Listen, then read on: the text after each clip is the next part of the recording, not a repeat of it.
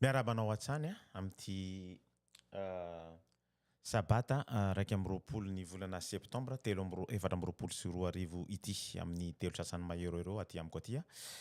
manantena fahasalama tsara itsika rehetrarehetra any toerana any na eto amin'ny faritra misy an'i Canada USA. Androany dia zarazara aminao hoe inona ahoana ny fahitanao ireto fivavahana maro be ireto satria betsaka ny resaka mandeha. Alohan'izany angamba dia tsara no angatahantsika ny herin'ny fanahy masina izay angatahantsika amin'ny Jehovah Andriamanitra mba hidina sy hitatana an'ity fandarana izay iarahantsika ity angatahantsika mafy amin'ny anaran'i Jesosy mba hampidinan'i Jehovah Andriamanitra n'izany fanahy masina izany mba hanampy antsika mba tsy hitenitenenantsika foana araka ny tokony ho izy. Eny ary niezaka ihany nanao izay azo atao mba hahafantarana hoe inona ny tena antony mahatonga an'izao fivavahana marobe izao eo amin'ny tontolo iainantsika amin'izao fotoana izao. Tsy dia milaza firy an'izy ity ny Baiboly afa-tsy ny fitenenana momba ny atao hoe ino moa hoe vehivavy janga na ihany koa ilay atao hoe antikrist na ilay hoe milaza ny tenany fa Jesosy amin'izao fotoana izao ary mahita zavatra be tabe. Tsy ho lava resaka fa angamba tonga dia ho atomboko aminao ny ho resaka tsy ohatra ny lasa saina ve ianao fa mirongatra be ny fivavahana maneran-tany tsy ohatra ny leo izany ve ianao tsy hita izay ho raisina satria samy milaza izay marina daholo izay mahafantatra rehetra. Aiza ny lalana mba ahafahana mino fa hito ny marina eny mandreraka be ny mieritreritra izany amin'izao fotoana izao. Izay no mahatonga ny sasany maneho tsao sy milaza fa tsy tokony ho hainoana intsony ireto mpitondra fivavahana eny amin'ny tany misy antsika tsiraray avy ihany ity. Marina izany voalazan'izany satria betsaka loatra ny herisetra tany am-boalohan'ny tany ny laingy amin'izao fotoana izao sy ny fanarotana sy ny hafa ihany koa ary manomboka mandroso mananika any amin'ny toerana mahanitra na ny toerana misy antsika any amin'ireny tanymanitra reny miainga avy any États-Unis ny atao hoe évangéliste izay mety mahita fahagagana tsy mety mbola fahitanao nefa mahavariana fa mety mahita ny tsy fahitan'izy ireo mahita fahita izy ireo. Azo atao anefa ny miteny hoe tsy avy amin'ny fanahy masina izy ireny satria tsy misy afaka miteny niza tsy misy afaka miteny fa tsy tafiditra ao an-trano hideranan'i Jehovah i Satana amin'izao fotoana izany. Izany hoe efa ao am-piangonana mihitsy ny Satana maneho ny heviny amin'izao fotoana izao. Inona no tokony atao mba ahafantarana hoe iza ny marina anjaranao ny mieritreritra eto satria afaka miandry, afaka miroso, afaka mandako ianao. Nefa ilay miandry misy limity satria ao amin'ny Deutéronome ao dia misy zavatra nahagaga satria fantatsika tsara fa i Jehovah dia niresaka mivantana fasafasy tamin'i Moïse raha ny insiste Mosesy ary ny talao nila hitomany mihitsy mba ahita an'ilay Kanana vaovao inona navalin'i Jehovah azy. Andaony ho jerevantsika ao amin'ny Deutéronome 3:26 ho jerentsika amin'ny alalan'ny Baiboly Deutéronome 3:26 zay ho alefako eto amin'ny écran eto dia hoy Jehovah tamiko aok'izay fa aza miteny amiko itsony ny amin'izany zavatra izany ianao.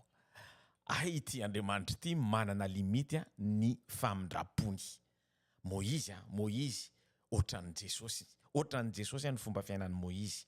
Ohatran'ny Jesosy zany hoe androany sika no resadresaka momba ny Mosesy fa niova tampoka nahita n'ilay resaka nataon'ilay namana malaza be zay momba ny fivavahana any Madagasikara tsy tokony anarahana tsony ny fivavahana donc anisan'izany ny olona rehetrarehetra miteny marina. Mahagaga io teny io averiko indray hoy Jehovah tamiko aok'izay fa aza miteny amiko itsony ny amin'izany zavatra izany ianao. Zany hoe manana fetra zany manana farany manana teny farany Jehovah ary tsy afaka niteny tsony mihitsy Moïse fa tsy maintsy nanaraka zay zavatra notenen'ny Jesosy tamin'izany fotoana izany. Mieritreritra ve ianao fa ireny olona miteny ratsy ary mampirisika anao tsy andraisanao ny fahamarinana ireny dia mety ho very rehefa tonga Jesosy? Tsy fantatrao ny relation any amin'ny Jehovah. Iza no nafantatra hoe Paoly mpanenjika ny Jiosy lasa mety mihitsy no lasa ary mety ho anisan'ireo 24 anciens miaraka amin'ny Jesosy any amin'ny latabatra ny fitsarana sy ny famotom-pitorana. Misy soratra zay fanantenana nomeny Jesosy mahafinaritra ay ny mijery anazy zay hitantsika ao amin'ny mpanjaka toko fa mpanjaka voalohany toko fa 7 andin'ny fahavalo ambin'ny folo zay hitantsika eo amin'ny écran milaza hoe nefa amela 7,000 ao amin'ny Israely de lohalika rehetra zay tsy nandohalika tamin'ny bala sy ny vava rehetra zay tsy nanoroka azy mahatalanjona be za zavatra satria mahafinaritra satria raha ho raisiko ohatran'ny teny faminaniana io de milaza amiko hoe misy anoany olona 7,000 na mihoatran'izany zany hoe efa niala tamin'ny Israely zany manomboka eo amin'ny kristianisme no zavatra teneniko eto mitazona ny marina zany hoe nomena fahefana hitondra ny fahamarina azo enona ny zavatra tenenina azo enona tsara ny zavatra nenina zay midika hoe mila mivavaka ianao mila miantso ny fanahy masina sy mangataka hoe aiza ny lalana tokony arahiko satria miodikodina amin'ny tsy misy tanjona ilay fiainana. Rehefa niteny taminao ahako tamin'ny voalohany teo hoe sarotrarotra ihany no nitady an'ity zavatra ty satria tsy de milaza ny loatra ny texte ao anatin'ny baiboly zany tsy de milaza betsaka an'io zavatra io akoatran'ilay zavatra teneniko anao teo hoe misy ny antikrista misy milaza ny fa Jesosy misy koa ny fiangonana mijangajanga sy ny karazany fa le firongatry ny fiangonana be da be ty mahavarina mihitsy mba hoentiko anolona an'izay zavatra sy davana an'izay zavatra sy satria nitady de nangataka tamin'ny fanahy masina hoe nahita texte de nangataka taminy sy ny baiboly sy ny karazany de nahita texte zany ka ny ohatra ho raisiko aminao androany de ny fanambadiana croyant sy ny non croyant ity ampahafantariko anao ity. Voalohany aloha tsy vao androany no efa nisy zao problème zao tsy am'izao andro iainantsika zao. Ohatra raha tena niaino sy nino Abrahama tsy ohatran'izao ny fandehan'izy ity raha izay aloha raha tsy niaino ny vadiny izy mety ho hafa mihitsy ny fandehan'ity zavatra ity zay de aviako personnel. Tsara ho fantatsika fa ny vehivavy ao anatin'ny baiboly amin'ny midika amin'ny ahoana refa lazana hoe fandikanana azy amin'ny prophétiquement de midika hoe fiangonana ara-prophétika zany. Donc misy fitaka be hoentin'ny satana animbanatsika satria satana namitaka ny vehivavy voalohany indrindra izay no mahatonga iandray exemple amin'ny fiarahana amin'ny tsy fitoviam-pinoana. Tadio tsara fa ny hevitra momba ny fanambadiana eo amin'ny mpino sy ny tsy mpino de fitaka foana ataon'ny satana mba hahatonga ny olona ino fa amin'izany fomba izany no andresen'ny tsy mpino ny finoana any amin'ny farany any. Manaporofo nefa zany zavatra mitranga tamin'ny akamaroan'ny toe-javatra izany na tamin'ny andron'ny Israelita zany satria Salomona tratra Abraham tratra ny vady mpino no mahita ny tena no voatariky idina amin'ny lalana tsy finoany amin'ny lalana misy ny zavatra tsy finoana zany noho izany ny tompo de nanome fampitandremana matetika ny vahoaka mba hiarovana azy am'ireo amin'ity lozy ity. Zay ny zavatra tiako hitondrana anazy amin'ity satria tsy de misy texte de référence tsy hitako loatra za tsy de olona ahoana refa zany tsy de olona so de verinareo refa mahay baiboly be za koa ny baiboly angatahako amin'ny herin'ny fanahy masina foana mangataka zany de izy manome anao hoe zao de miezaka mamaky satria raha vao tsy mianatra ianao raha vao tsy mangataka amin'ny fanahy masina tsy afaka manao ninina mihitsy ary raha vao tsy mangataka satria Jesosy amin'izao fotoana zao eo amin'ny fitoerana masina indrindra mivavaka ao antsika manala ny faotantsika mais en même temps mivavaka amin'ny Jehovah mba handefasany antsika an'ity fanahy masina ity mba hanampy antsika amin'izao fiainana sarotra zao. Donc ilaina mihitsy ny herin'ny fanahy masina manampy antsika amin'izao fotoana zao. De neo vakitsika zay voalaza ao amin'ny Deutéronomia toko fa 7 andininy faefatra zay voalaza hoe ho hitantsika eto amin'ny écran ary aza mifanambady anaka amin'ny zanakao ary aza mifanambady anaka amin'ny ny zanakao vavy tsy omena ho vadiny zanany lahy ary ny zanany vavy tsy alainao ho vadiny zanakao lahy. Faefatra fa ampialany zanako lahy amin'ny fanarahana izy mba anompoany Andriamanikafy. Eritrereto tsara mba anompoany Andriamanikafy de irehitra aminareo ny fahatezerako ho Jehovah ka andringana anao vetivety izy. Izany hoe mampitandrina Jehovah mampitandrina io averiko eo aminareo io le izy Deutéronome 7:3-4 io amin'ny écran io zany hoe mampitandrina Jehovah rehefa nitondra azy ireo tany amin'ny raha ohatra tsika mijery ny voalohany io texte io de ireo tany amin'ny tany zay nitondrana anazy ny amorita tsy tadidiko tsony be da be ny itenen'ny zany raha ohatra ka mampitandra anazy zany Jehovah amin'ny fotoana izao. Then raisintsika koa ny voasoratra ao amin'ny Exodus 34:15-16 zay ovakiko miaraka aminareo hoe kandrao ianao anao fanekena amponina ao amin'ny tany ka hijangajanga naraka ny Andriamaniny sy hamono zavatra atao fanatitra ao anatin'ny Andriamaniny izy ary asainy ianao ka hinana amin'ny fanatiny. Da fahinana ambifolo ary andreo koa aka amin'ny zanany vavy ho vadiny zanakao lahy ianao ary hijangajanga anaraka ny Andriamaniny zanany vavy ka hampandeha ny zanakao lahy hijangajanga anaraka ny Andriamaniny. Amin'ny voalohany Andriamanina ohatra miteny mihitsy fanekena amponina ao amin'ny tany ka hijangajanga anaraka ny Andriamaniny sy hamono zavatra atao fanatitra ho an'Andriamanitra izy. Zany hoe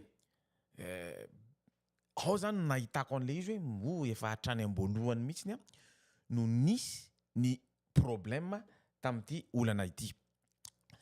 Misy exemple anankiray mahafinaritra be mihitsy zay tiako zaraina aminao ohatra ny fangatahan'ny Samson vadiny Timna. Teo eo amin'ny ray aman-dreny ray aman-dreny moa fantatrao fa ny ray aman-dreny taloha tamin'ny andron'ny Israely de niezaka foana ohatry ny Abrahama niezaka mba hitadiavany Isaka mpanompony zay olazakanao arirany niezaka mba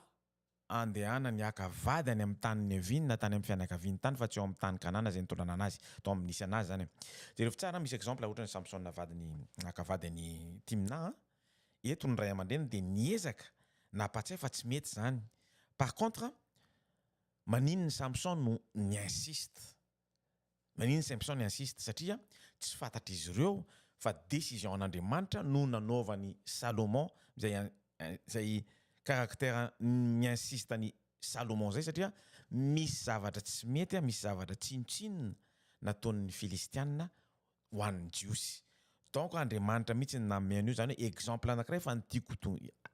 atongavana io problème ny Filistiansianina io napiova zavatra be da be teo amin'ny tantaran'ny Jiosy ihany koa na teo amin'ny fiainan'ny Samson. Izany hoe ohatra ny voalazako teza ambony miezaka ilay ray aman-dreny. Ohatra anankiray azoko menanao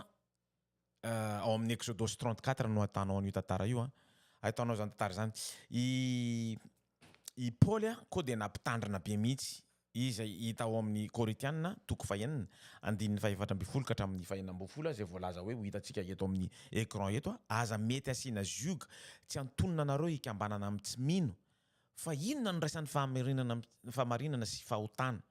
Ok, satria io zavatra io de mifono zavatra lalina be mihitsy ny fahamarinana sy fahotana. Raha ohatra tsika ka mandeha miverina amin'ny Hébreu 4 zany mbola tsy vakiko hatramin'ny farany izy Hébreu 4 raha tsy diso ako de Hébreu 4 de Paul de tena manozongozina mihitsy hoe non ny sabata de sabata efa institution namen'Andriamanitra hatramin'izay ka tsy maintsy miditra ao anatin'io repos ana sabata io tsika na inona ataotsika na tsy inona ataotsika mbany hoe hidirantsika zay zavatra zay rehefa hanao ny sabata iaraka aminareo ako amin'ny sabotsy manaraka izao manomboka amin'ny ray atoandro no nanaovako anazy zany. Zany hoe ovakitsika indray le izy inona ny fahamarinana sy ny fahotana ary inona ny ombonan'ny mazava sy ny maizina 10 ary inona ny fanarahan'ny Kristy sy Belial na Bela na Baal ary inona ny iraisan'ny anjarany mino sy ny tsipina 11 ary inona ny ikambanan'ny tempolin'Andriamanitra misampy fony zavatra be da be misy ny 12 ary inona ny ikambanan'ny tempolin'Andriamanitra misampy. Azo lazaina ve hoe ny fivavahana amin'ny Maria sampy? Azo lazaina hoe ilay tsangam-bato rehetrarehetra atao ohatra ny tsangam-bato amin'ny ao rehetrarehetra ao hitanao Vatican ohatra ianao efa tany Vatican eny ambony an'ny Vatican reny sampy daholo ny rehetrarehetra zay ny teneny ary inona ny ikambanan'ny tempolin'Andriamanitra misampy fa isika olombelona natao masina de tempolin'Andriamanitra velona araka ny nataon'Andriamanitra hoe onona eo aminy aho sy andeha eo aminy ary ho Andriamanitra ao ary eo Andriamaniny aho ary izy oloko. Levitika eo amin'ny Levitika 26:11-12 koa mety ahitantsika zany. Marina sa tsy marina ny voalazan'i Jehovah zay ny tiako fantatrareo. Tena marina satria Andriamanitra tsy miteniteny foana. Manana raison ve Andriamanitra zay ny tiako tenenina raha izy ka niteny an'izany. Oui, mazava ho azy fa izay no izy. Hitranga zany toe zavatra zany ao amin'ny bokin'ny Ezra toko 5 sy 10 zany hoe tsy voasorako eto amin'ny écran izy androany. Ezra toko 5 sy 10 tamin'ny fotoan'andro ny vahoakany tamin'ny fotoanany androny ny vahoakany Israely dia ahoana filaza nanahaka ny fahavetavetan'ny firenen-kafa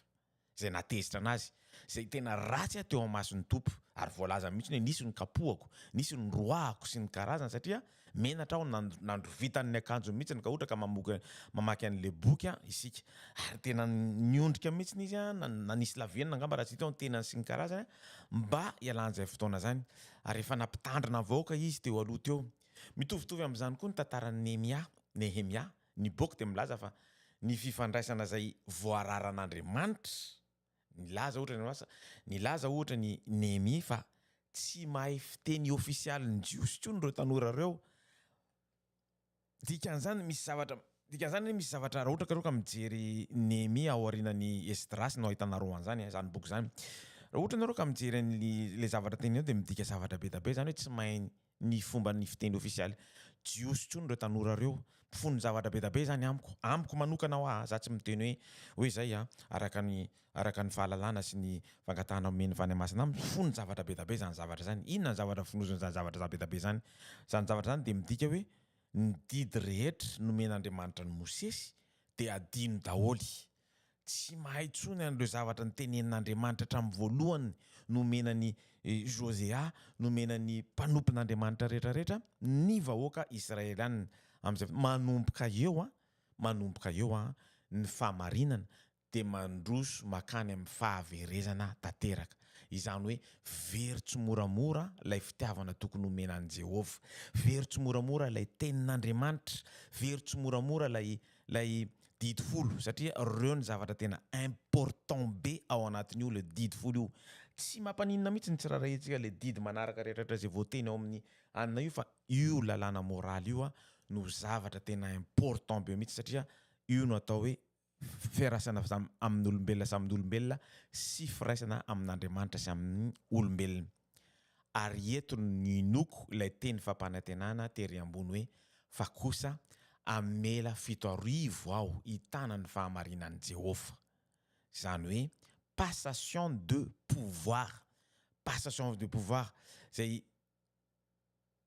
pouvoir mitondra an'le fahamarina zany tsy nitapahan'Andriamanitra mihitsiny fa tsy maintsy ny tohizany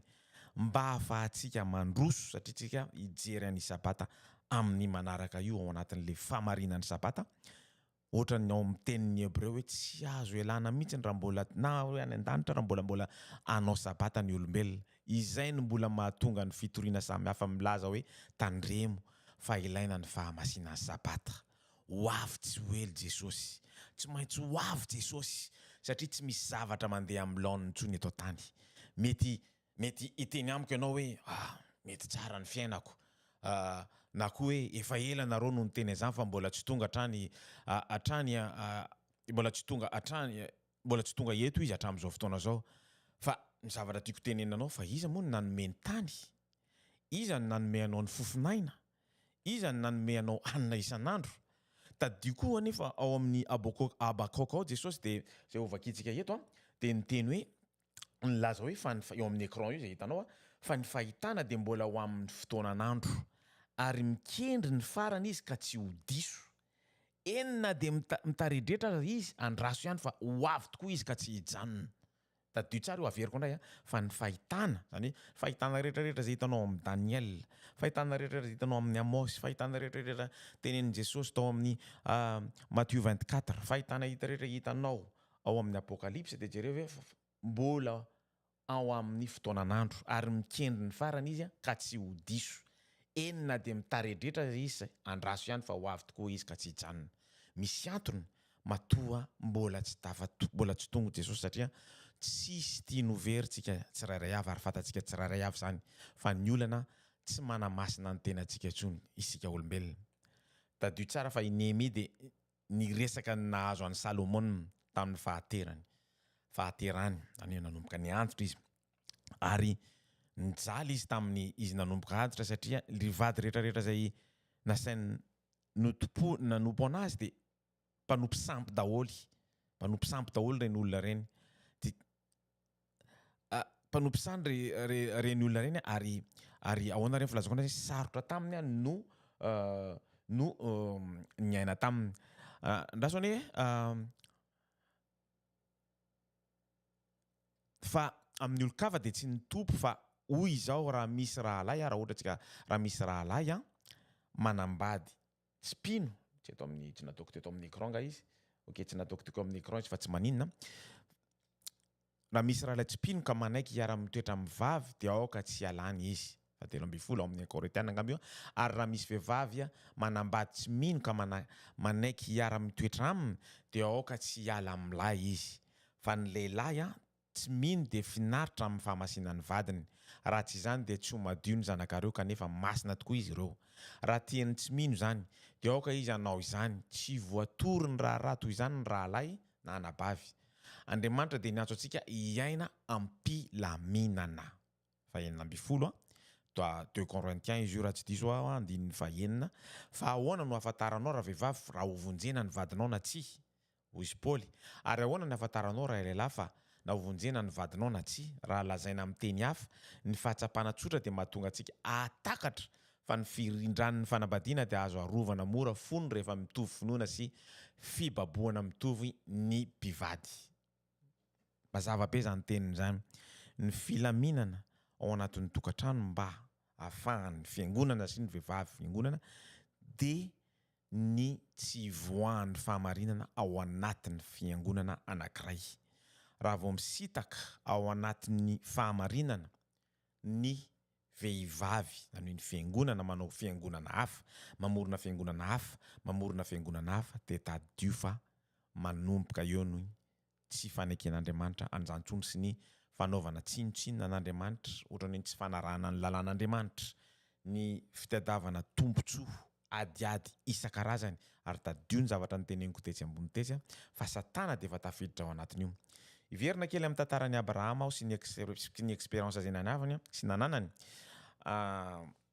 naninona izy no niteny tamin'ny mpanompono hoe andana makavady any amin'ny tany niaviko na koa ny havako misy antony ao satria niankina tamin'io ny fifandraisana tamin'Andriamanitra rehetra zany hoe manomboka eto de miresadresaka aminao hoe ny fifandraisanao amin'Andriamanitra no vahaolana raha miaino sy mangataka amin'ny fanahy masina ianao de manoro lalana ho anao izy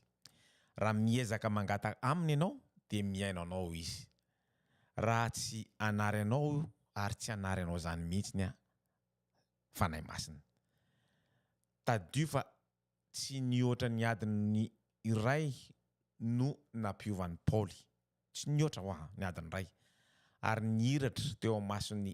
Nabucodonosor ny voninahitran'Andriamanitra nefa nanompo sapo izy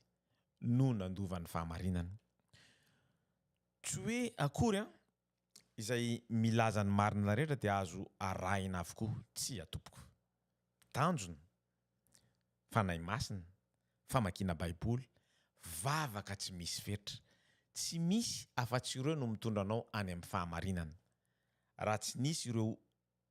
toetra tsy nitatra amin'ny voalohany raha nanaraka tsara ny tokony ho izy isika olombelona zany hoe hatrany amin'ny juif na katy amin'ny kristianina na ny musulman sy ny karazany reny ary tsy lasa manarivony ireto milaza sy mitondra ny fahamarinany reto eny tompoko tsy lasa manarivony ohatra izao mitombo isan-kerinandro eny ambodi-rindrina samy hafa eny tsy misy azo raisina tsy azonao aiza no raisina hoentina nabakana fotsiny ny hafa betsaka ny vehivavy janga fa tadio tsara fa ny fitsarana ireo vehivavy janga ireo sy ireo mpitondra ho am'izay milaza lainga de ho mafy loatra ho azy ireo ny fitsarana azy noho ny fahaterahan'ny vehivavy be voga anankiray ny azoko tenenina mitandrema satria efa kely sisy ny afantaranao izany hoe efa kely sisa zany andro zany de ny aretina betsaka mitranga tsy apozinao akory amin'ny zavatra hoantsika amin'ny rivotra iainantsika amin'ny indraindray ny accident tsy apozinao akory ny zavatra mety hitranga aminao androany eto ohatra de mety menjera amin'ny tany amin'ny tsisy dikany eto tonga de vita ny amboko sy ny karazany hoe are cardiaque sy ny karazany ny fahabetsahan'ny fiangonana ohatran'izao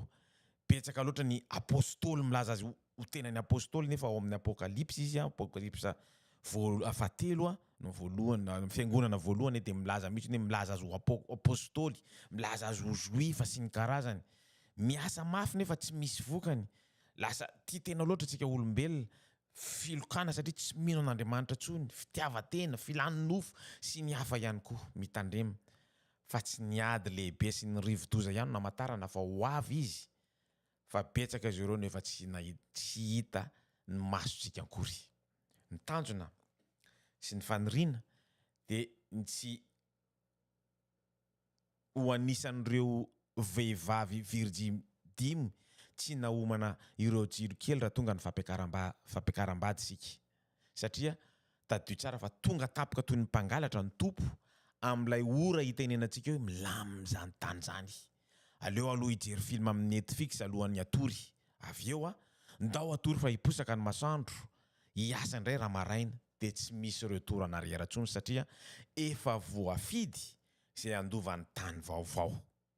Tadio efa voafidy izay andovan'ny tany vaovao. Ny fahamasinana tompoka tsy vitan'ny ndray andro, herinandro, ray volana, fa mila homanina mandritra ny andro miposaka omeny Jehovah anao mandra-piaviny. Fa ilaina ny fifandraisana maharitra amin'ny Jehovah. Araka izay voalaza ao amin'ny Hebreo, toko faha 2:15 izay efa navokako taminareo teo aloha hoe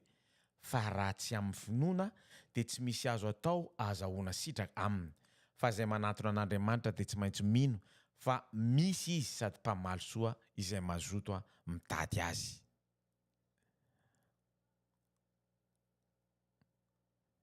Fiadanana no irotsaka aminao isan'andro ary ny herin'ny fanahy masina anampy anao amin'ireo tanjona rehetra tadiavinao, tsy misy afa-tsy io sisa no azontsika antoka.